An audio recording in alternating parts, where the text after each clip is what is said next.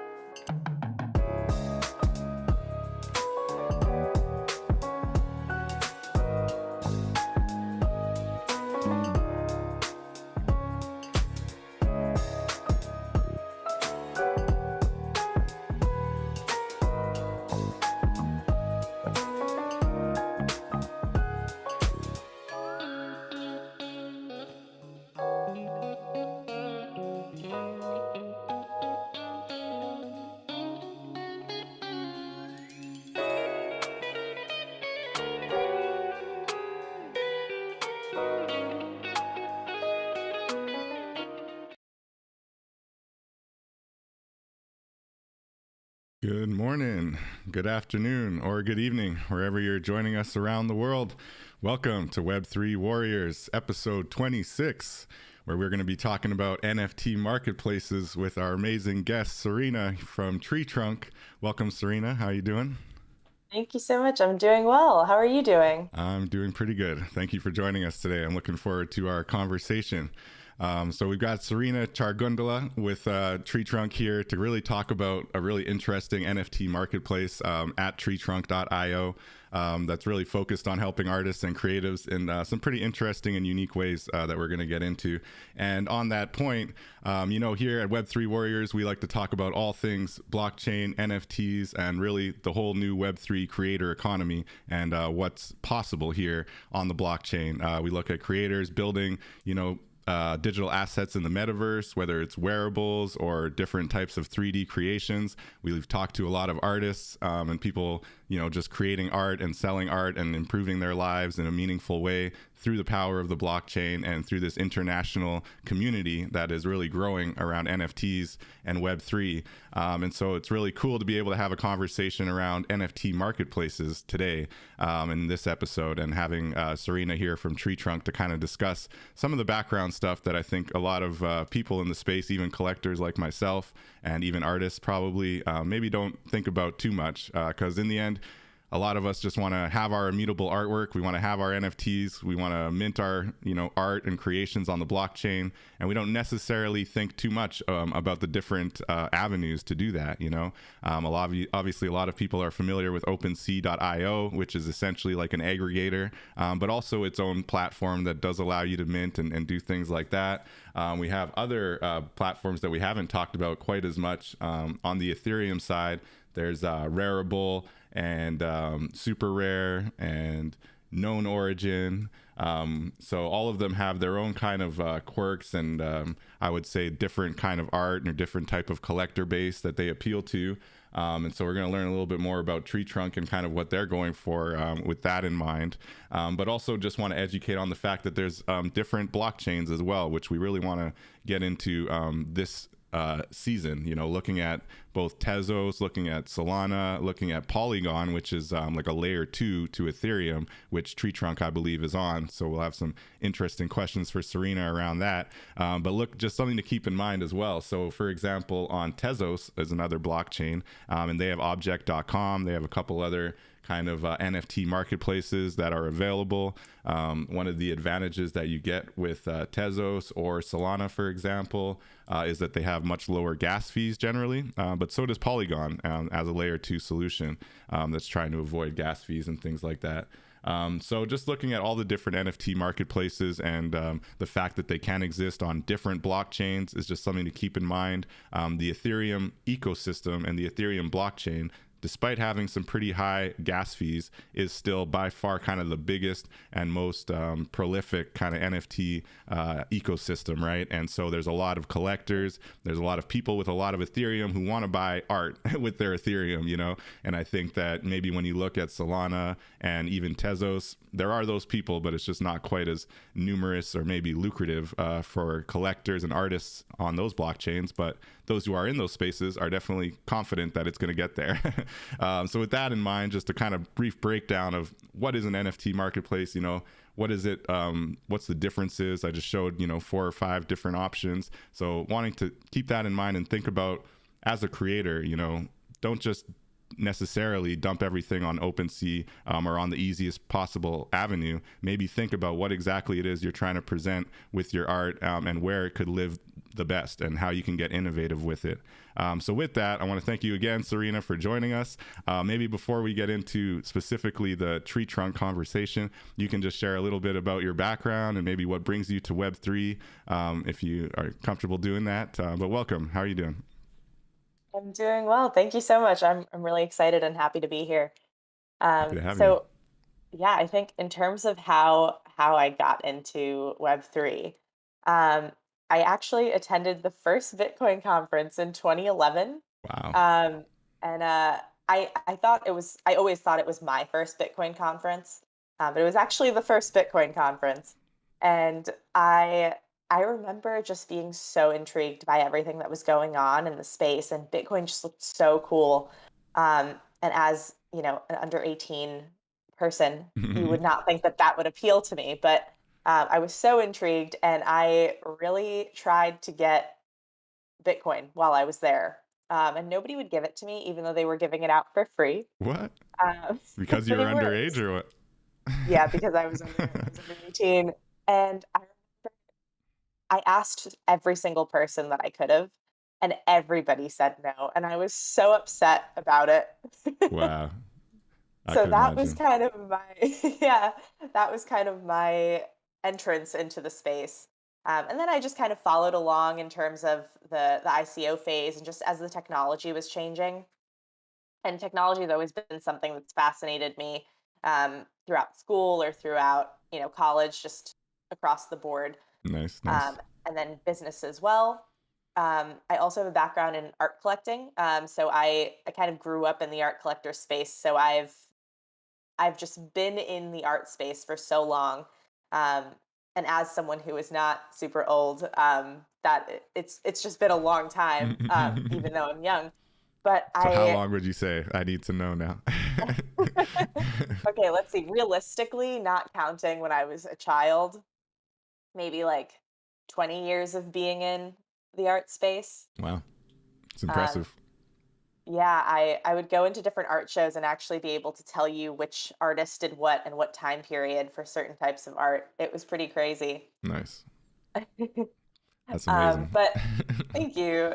And then, with after the ICO phase, I just kept following along, because blockchain always intrigued me. And then moving forwards, once art, business, and technology merged, I knew that it was the place for me.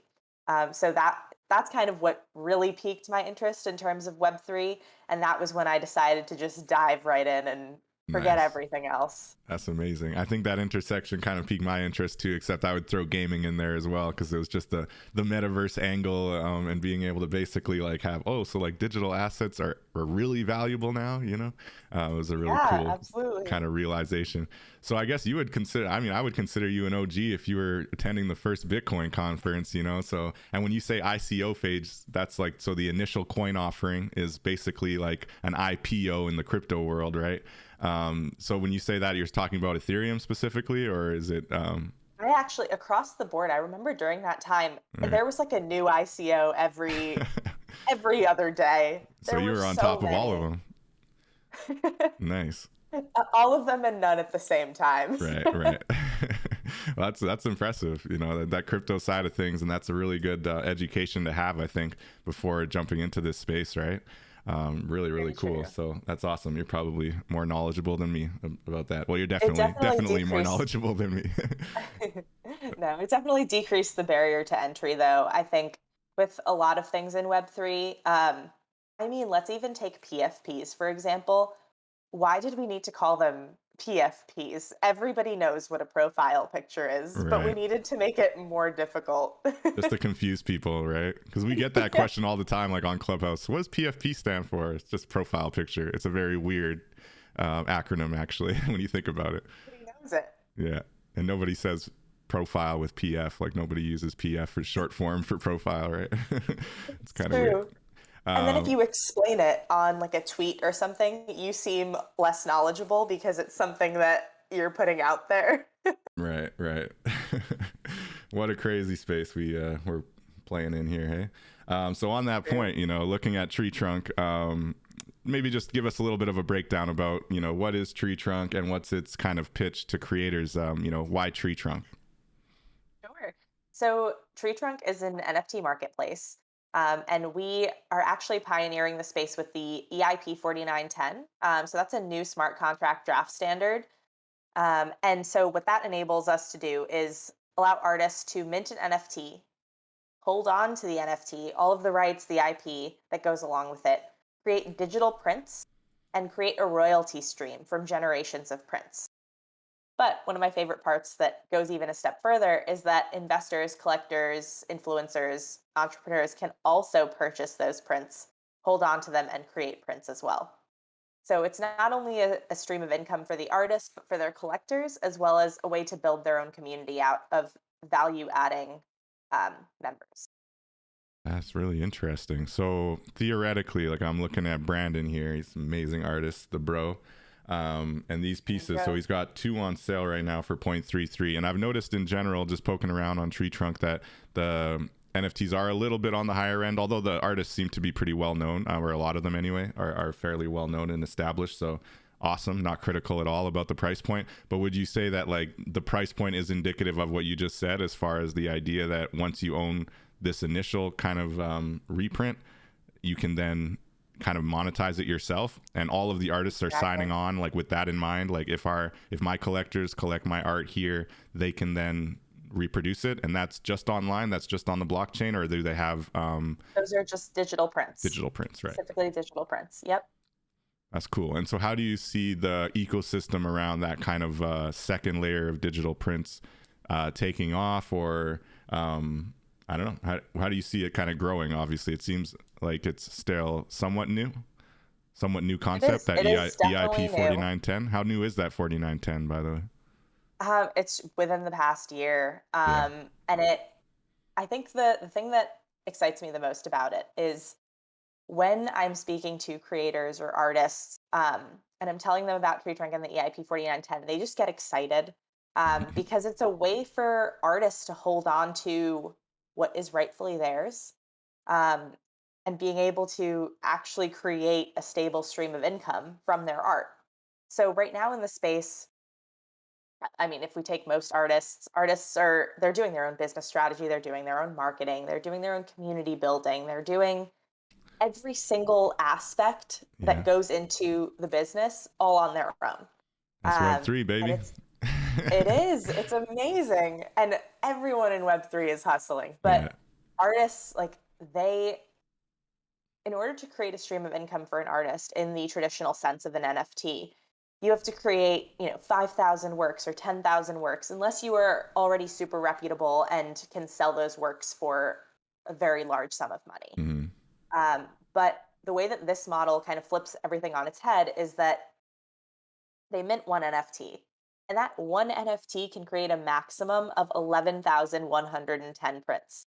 So that means that you can earn an income on 11,110 NFTs by minting one NFT. Wow. And not just that, but you still hold on to the rights, and you still hold on to, I guess, like even the marketing reins as well. But you can use it in terms of building out that marketing strategy, in terms of building out your business strategy prior to actually minting. Because one thing that we also made possible on TreeTrunk is that artists can shape their own tree. So if you notice, if you go through different artists, they've each selected a different type of tree, or a different number of generations, a different number of prints. And it's all based on a business strategy or model that they had that they wanted to see put into action. Cool. Yeah. When And you so mentioned, you'll see on top, okay, sorry. it says, no worries. It says 2,560 max reprints allowed. So that's the number of maximum prints. So that number will be different for each artist. And so you're saying that number is the one that can go up to 11,100, but each artist can cap it anywhere below that? That's Exactly. nice. That's what I was going to ask, because I was like, I don't think you necessarily want 11,000 of your pieces out there, but if you can cap it, that's really, really cool. Yeah, it's really fascinating kind of concept, honestly. And this EIP 4910 was kind of done in-house. Is this like yet a in-house developer kind of just building it for TreeTrunk, and it's not available anywhere else at this point, or is it kind of open source? So it is open source, Yeah. and we do have just a straight up genius on our team. Dr. Andreas Freund, he he authored the EIP 4910 and is just such an amazing person to work with, and an amazing person in general, but so incredibly talented. That's awesome. That's really innovative and exciting. It's even more innovative than I realized. Yeah, I mean, I think the biggest thing here is mainly education, because right now the model for NFTs is one of ones or the rarest, and then even among those one of ones, you have like different scarcity metrics and rarity metrics. Mm, But in this model, the scarcest one is actually the most plentiful. So if you have one of those first generation ones, then that is likely more rare than the lower generations. Although then you also have inclusivity. So, for example, if somebody puts, let's say, Bored Ape, for example, minted a print on TreeTrunk, mm, now they could create prints. And so, even though that initial print could be 90 ETH or something like that, as it goes down, people who just enjoy Bored Apes and want to enjoy the artwork in their house or wherever, they can do that at a much smaller price point, a much lower price point. that's amazing. Yeah, it's really interesting. I can see the ecosystem kind of folding out from there. But I feel like maybe there's a need for more practical use cases that are like more popular, right, in the metaverse. And it seems like you guys are kind of ahead of the curve as far as understanding the value in that kind of layer of ownership, because you obviously get those right click JPEG guys.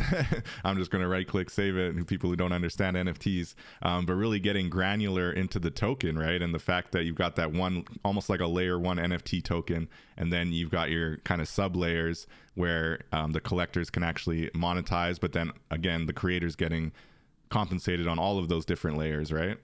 And how does Yep. that And work? at whatever, I Sorry. think I was about to answer your question Yeah, as you were probably. asking it. You read my mind. I was going to ask percentages and how that works. Yeah. Yep.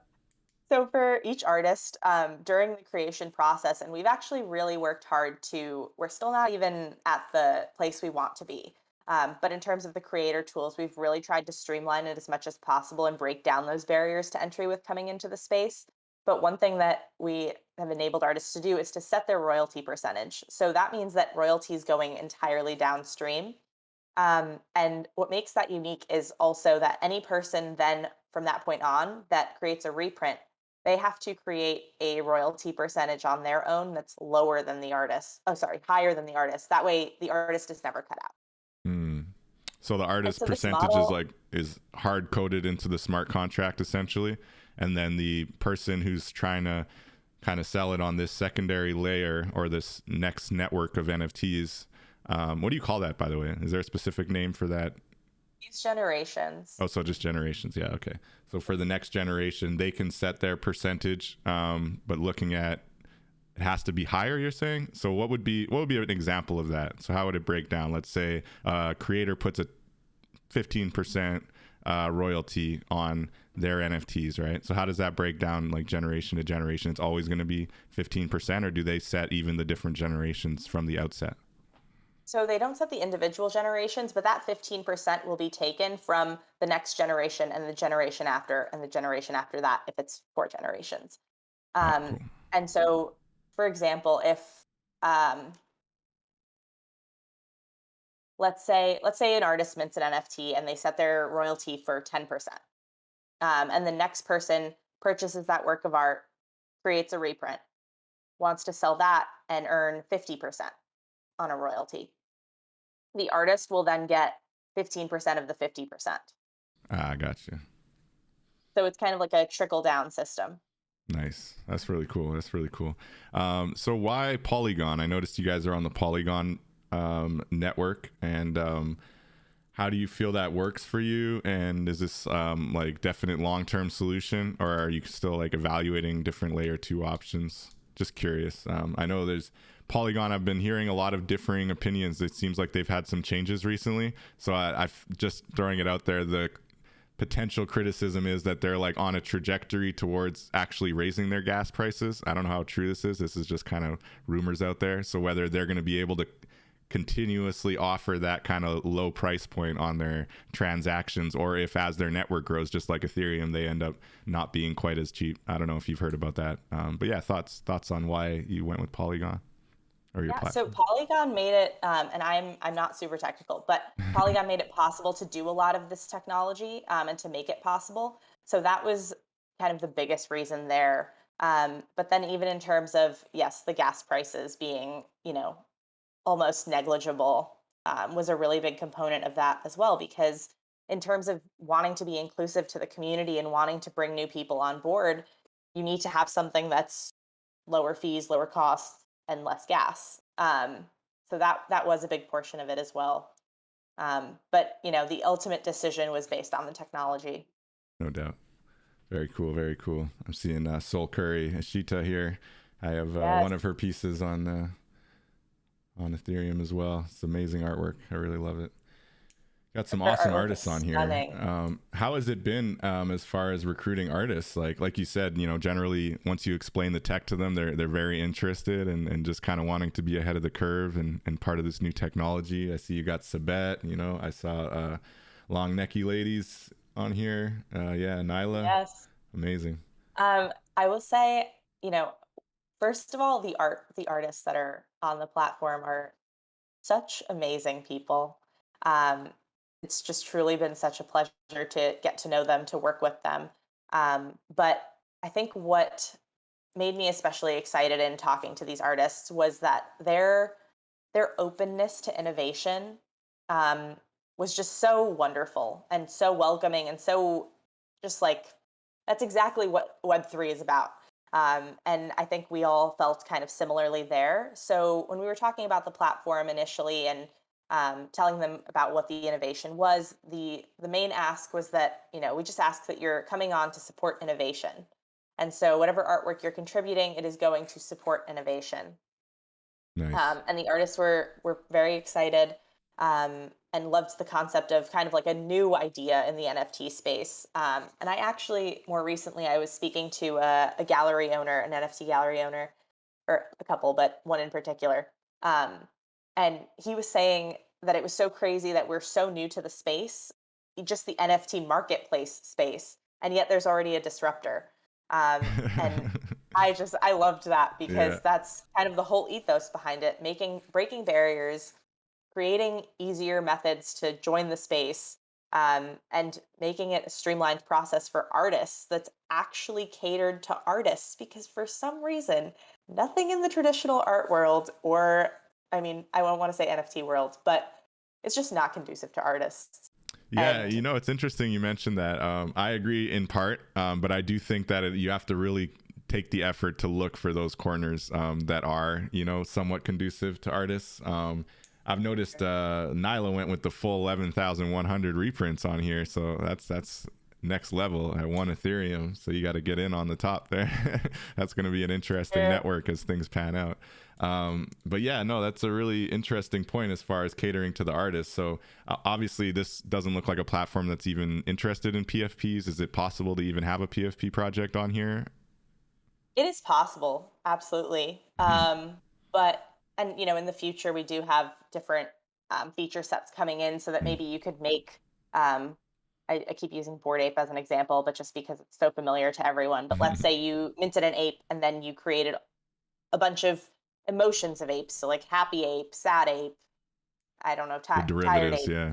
Exactly. So, in the future, you may be able to do that. And that is in the pipeline. But right now, they're just digital prints. So, for each of those NFTs, you'd have to mint them individually. So, while it is possible, I would say it's not the most time effective Right, for a practical. PFP project. Not the most practical solution for a PFP. Look at this Exactly. babble. Wow, this piece is beautiful. Yeah, no, that's something to think about. So when you look at other NFT marketplaces, like to your point, I want to stick on that idea that they're not really catering to artists per se, and that they're focused on kind of, maybe you could say, the economy more and the trading and the market, and not so much on emphasizing the art for art's sake. When you look at, maybe for example, Tezos, that's one I like to point to when I'm thinking about, just creating art kind of more so for art's sake and not necessarily as focused on the big high numbers of sales. And honestly, I think artists on Tezos tend to undercut themselves. But in general, like, do you think that, looking at other blockchains or looking at even other NFT marketplaces, that's changing? Like, do you think that with the kind of PFP craze maybe slowly subsiding in some ways, although there are definitely still a lot of action on those, do you see artists becoming, more prioritized? So I think yes and no. I think it's kind of given the PFP projects and their communities a bit of a run for their money. So now when new projects are coming out, they need to have more of a backing or more of a utility behind what they're actually providing, Right. and more of a roadmap, because people are learning to do their own research and people aren't just buying into every single hype that's coming up again. But I think there is now more of a space for um, non PFP artists in the community. And I think that's really great because, well, one, NFTs are not art. And so, having that out there, um, and kind of that being the change in narrative, I think is really healthy for the space. I also just want to say you brought up Tezos, and I think it's such a great platform because it breaks down so many of the barriers to entry coming in. Hmm. And I do agree with you in terms of artists undercutting themselves on there. But I think it's also because of kind of what people think of Tezos. Um, and I think that contributes to it. But there are a lot of really remarkable artists. Yeah, I find a lot of interesting art like week to week, and it's funny because it's like the art I don't feel as bad buying because I'm not like spending my food money on it. But yeah, no, Well, it's also a great way to expose yourself to all of these artists in yeah, Web3 exactly. And then because the a other lot of thing. them are new. Right. And a lot of them are brand new to NFTs as well. Like some of them are established artists who are just trying to find out, what is this NFT thing? And some of them are, yeah, just digital people who have been, or people who have been digital artists kind of just scribbling on their iPads and never put anything out into the world. And now they're just able to share it. But to your point about undercutting, I think it's also the fact that it's such a global platform and there is a pretty heavy, amount of people from Brazil. There's a lot of people from India where obviously that exchange rate is not as bad, right? So when one Tezos is $2 and they're selling it at, 4 Tezos and, maybe get 10 American dollars might go a longer way, where they're from. And it's just a kind of smaller, cheaper option too, right? You don't have to pay that gas fee up front. So Tezos is a nice kind of option for artists just trying to like figure out how NFTs work.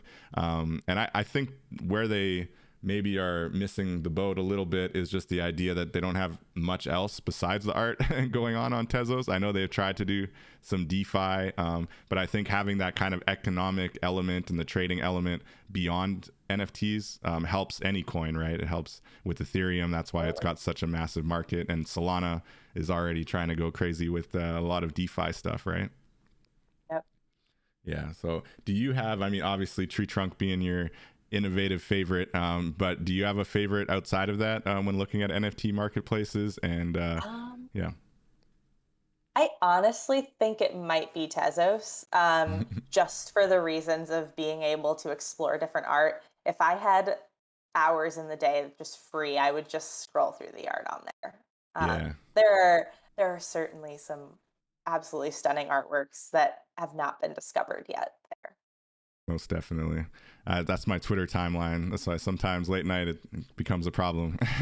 Just scrolling through, looking at all this amazing art and really seeing how, creators are just building and putting out like really fascinating stuff in the space. But yeah, back Twitter on is crazy. it's Sorry insane. to interrupt you. No, Twitter is you're good. just crazy in Web3. No matter what time I go on Twitter, there's a Twitter space about NFTs. Yeah, it's pretty fascinating. And, it's interesting because I've always been kind of partial to Clubhouse because I'm involved with a couple of groups and we still plug away on Clubhouse, but it's definitely much smaller now. And to see that kind of real NFT energy, it shifted early last year, really, into Twitter spaces and out of Clubhouse. But now, yeah, even during a bear market, during times when, the non-affiliated are a little bit more critical, I think they're really popping off. And what I really love about my Twitter feed these days is just the art that just like is a constant stream, whether it's from Tezos, whether it's from Solana, whether it's from Ethereum, just the amazing digital artists out there building. It's really exciting.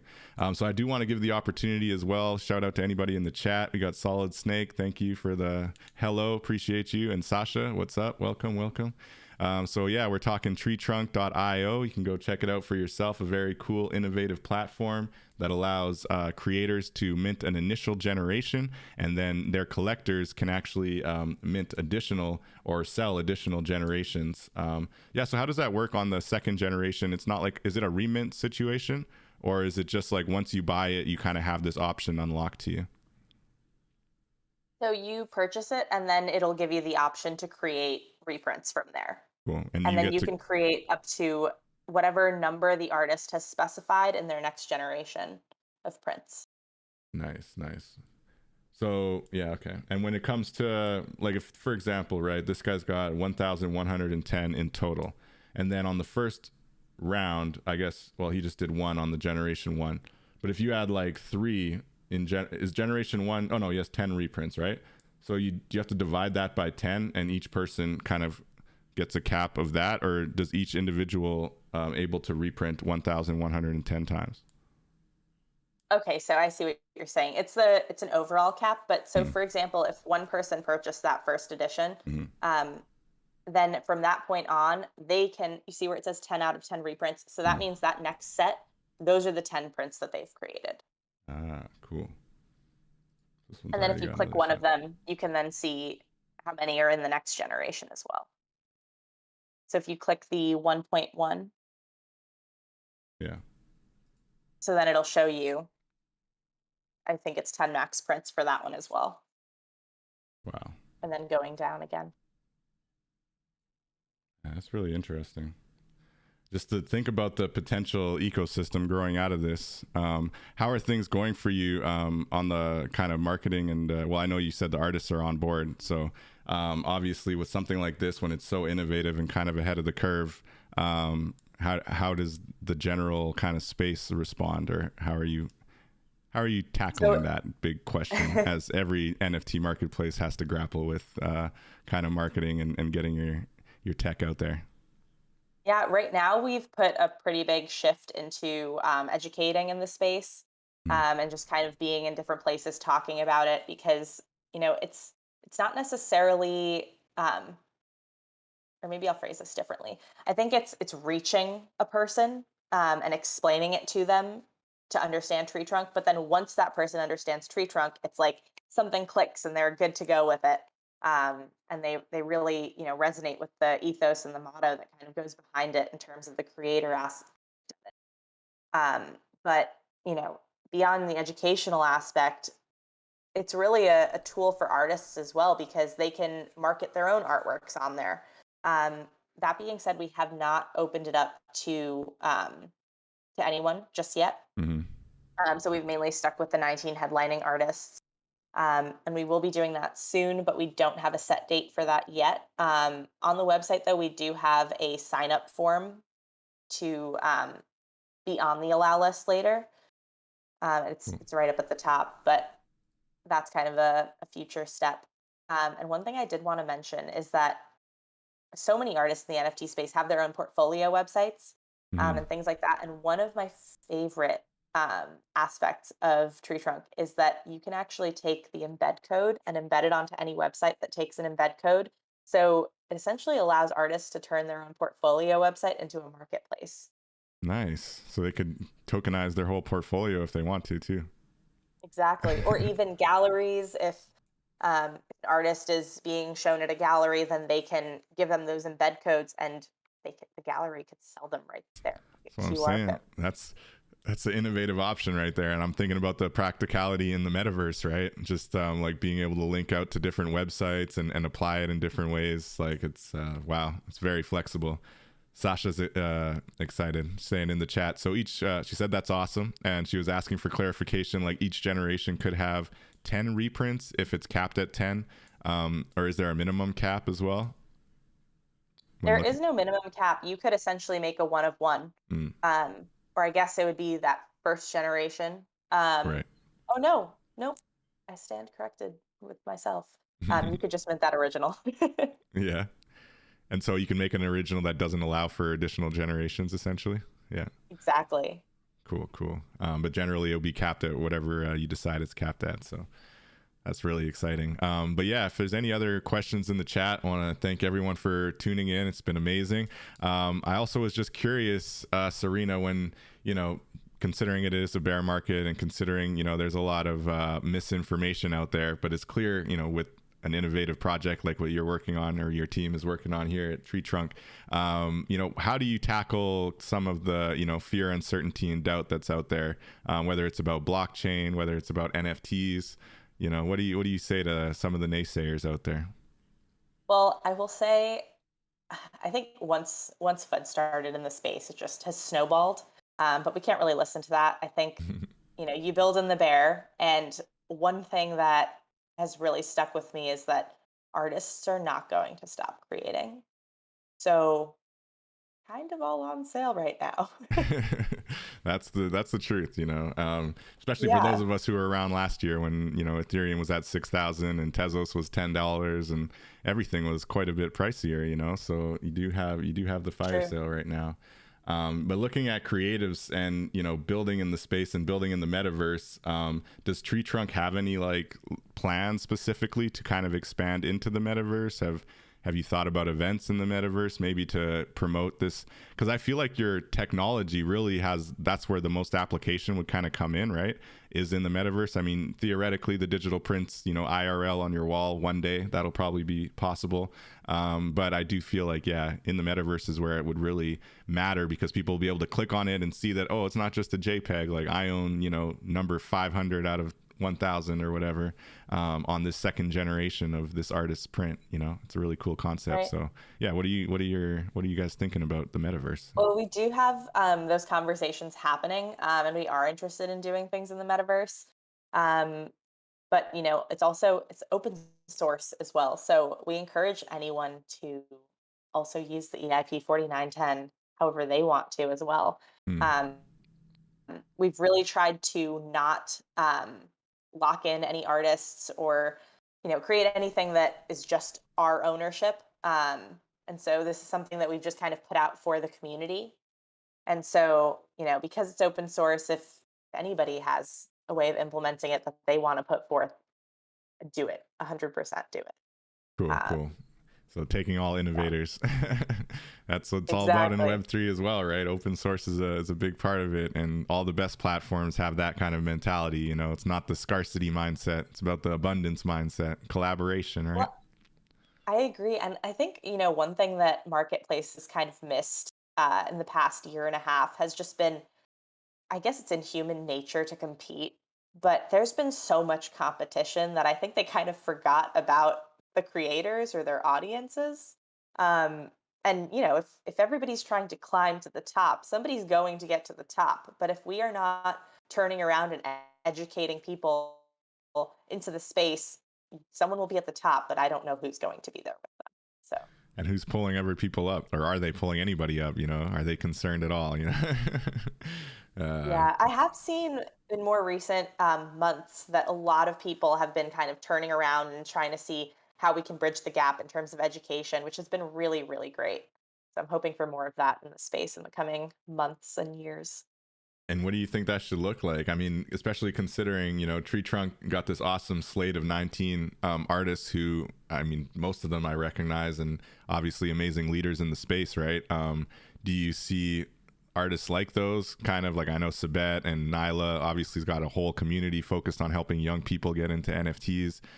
So yeah, I mean, onboarding's huge. I work personally in the Dream Conduit DAO, which is a official 501c3 that really helps like creatives onboard into the NFT space from a nonprofit kind of angle.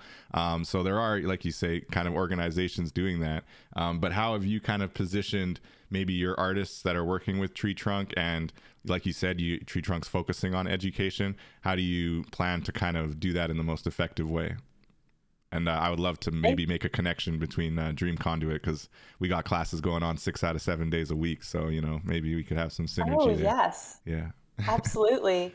My answer was actually going to be partnering. There we We are a go. community. And so I think one thing in the space is that there's so much information out there and so much misinformation that it's hard for people entering the space to not know what they, or like to figure out what they should know, Mm. because you don't know what you don't know. So, I think in terms of partnerships and creating this community with other communities within Web3 and just kind of building it out from there is really going to be the way to go with education. Because if we're each, again, competing with each other in terms of education, we are again not going to connect with anybody that's coming into the space. So less competition and more collaboration. That's the name of the Exactly. game.